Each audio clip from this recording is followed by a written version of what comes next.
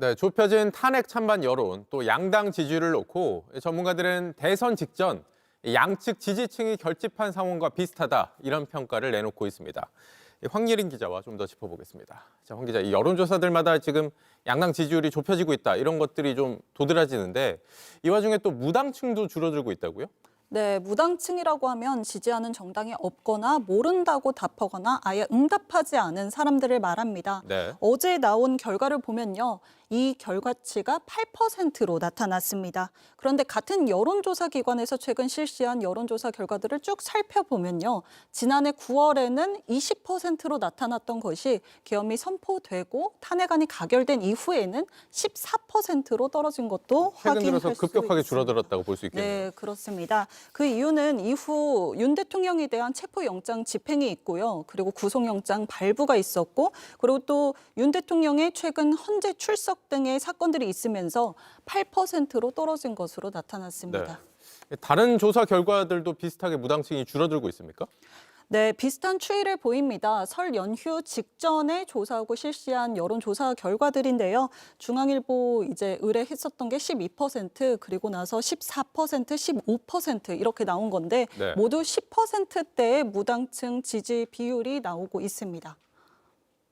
네, 전문가들은 뭐라고 얘기를 합니까, 여기에 대해서? 네, 전문가들에게 물어보니 무당층이 이렇게 적게 나오는 경우는 흔치 않다고 분석을 하고 있는데요. 이런 것들이 큰 선거 직전과 닮은 꼴이라고 분석하고 있습니다. 큰 선거라 하면 뭐 대선이나 총선 직전 모습과 비슷하다 이런 얘기입니까? 네, 맞습니다. 실제 어제 나온 여론조사와 같은 조사 기관에서 지난 대선 전에 실시한 여론조사 결과인데요. 지난 대선 직전에 나온 무당층 비율이 13.1%로 나타났고요. 네. 그리고 이제 총선 직전에 나왔던 여론조사 결과에서는 이제 무당층 비율이 5%로 나타났습니다. 그러다 큰 선거 이슈가 없었을 때 지난해 9월에는 20%로 올랐다가 최근에 다시 떨어진 양상을 보인 겁니다.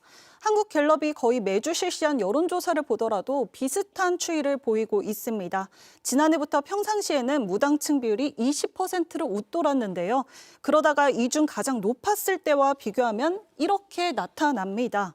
총선 전과 최근 비상계엄 이후에만 떨어진 모습인 겁니다. 네, 그러면 지금이 마치 이 대선 직전에 누굴 찍을지 다 결정을 해서 무당층 비율이 확 줄어들었던 그 상태와 좀 비슷하다는 건데 전문가들은 왜 이런 양상을 보이고 있다고 분석합니까? 네, 전문가들은 큰 정치적 이슈가 몰아치면서 여론의 정치적 관심도가 매우 높아진 상태다 이렇게 분석하고 있습니다. 네. 비상계엄 선포와 탄핵안 가결, 그리고 아까도 말씀드렸던 것처럼 체포영장 집행이나 윤 대통령이 직접 변론에 나서는 등 이런 사안들이 양 진영 모두 의견을 표명하기 좋은 구도가 펼쳐지고 있다고 분석하는 겁니다. 네. 여기에 더해 사람들이 조만간 선거가 있을 수 있으니 정치적 의견을 적극적으로 표명할 단계라고 인식한 것이라고도 분석하고 있습니다. 네. 그러면 앞으로는 어떻게 될지 여기에 대해서는 전문가들 전망은 어떻습니까? 네, 전문가들은 당분간 이러한 무당층 비율이 유지될 것이라고 보이고 있다고 전망했습니다.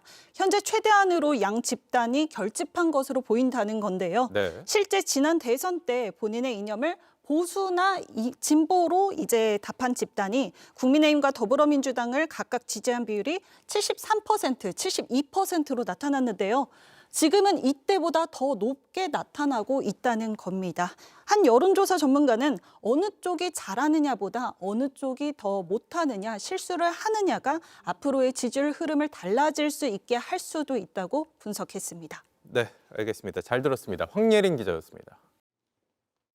JTBC 뉴스를 시청해 주신 여러분 고맙습니다. 저희는 저녁 6시 30분 뉴스룸에서 뵙겠습니다.